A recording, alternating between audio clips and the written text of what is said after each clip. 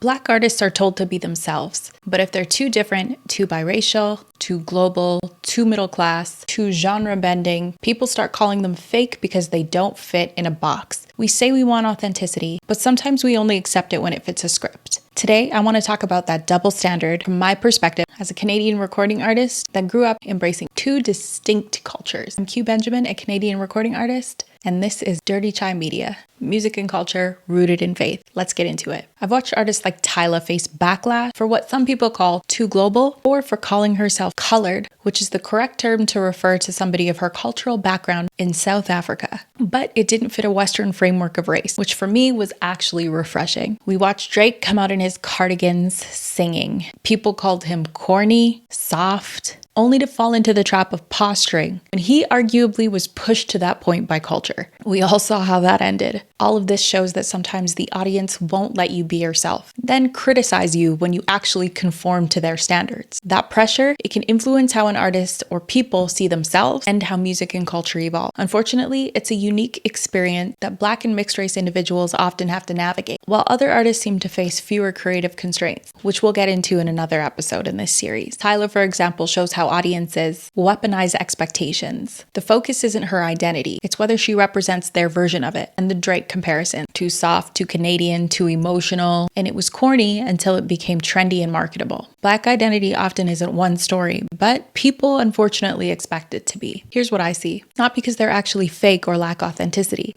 It's often because people don't understand the context from which they're coming. Sometimes the trap is internal. People start to believe who they are naturally isn't enough. And I can relate to that in past seasons of my own life. Not always from audience, but social pressures, family, peers, cultural expectations. And just like in art, everybody imitates to some degree to find their voice. But eventually you have to find and embrace your own expression. That's where authenticity lives, even if others don't get it. And here's the caution. Don't let anyone else decide the value of your identity, and don't let them define it. It's not just about authenticity. Sometimes the way that they pressure you to conform is more about control. People sometimes want to own your identity, artistic, personal, or otherwise, and they will if you let them. What's really happening is projection. Fans, peers, or critics don't see you. They see their idea of what identity should look like. It makes people uncomfortable, even defensive. Mixed race individuals are often framed as having an identity crisis, but from my perspective, I think it's the opposite. I think it's a crisis of people trying to understand someone who doesn't fit their narrative. Watching Tyla get criticized wasn't about her authenticity or her Blackness. It was people reacting to their own expectations and discomfort, something everybody, not just artists, can recognize in their own lives. A lot of people lose themselves because they're constantly adapting to an identity that other people will accept. They stop creating and expressing. They start curating a version of themselves that will get approval and that'll be better understood. The most meaningful work, the most timeless stuff comes from the tension between who you are and what others expect. When you stay grounded, your life and your work lasts longer than trends. Artists like Burna Boy, Thames, Ira Star, Shensia, Vibes Cartel, even Tyla,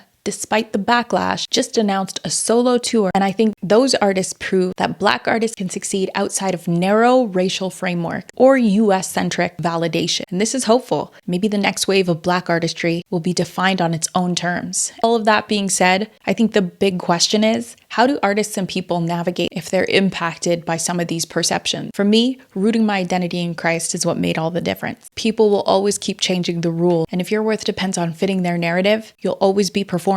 It's like prison. It's a jail, bondage. You know who God created you to be. You stop auditioning for belonging, even if that means that you have to stand alone for a short time. You can focus on creating, expressing, and living out values that actually matter. Romans 12:2 says, "Do not conform to the pattern of this world, but be transformed by the renewing of your mind." Those truths anchor me when culture gets confusing or pressure of my authenticity start to feel like a heavy burden to bear for lack of other people's understanding. Those are solid foundational truths and principles to stand on whenever we face uncertainty about our own identity or conforming to the patterns of culture or tribalist expectation. So if you're navigating identity in music, work, or culture, you don't owe the world a version of yourself that fits their fantasy. You only owe the truth. So the question I want to leave with you guys today is, what's harder, being misunderstood or pretending to be understood? And what would you do if you were in the position of any of the artists we mentioned today? Comment below and share your thoughts. Tell me about a time you felt pressured to fit someone else's script. If you like this video, make sure to like, comment, and subscribe. See you on the next episode of Dirty Chai Media, where we talk music and culture from a faith-informed perspective. See you in the next one.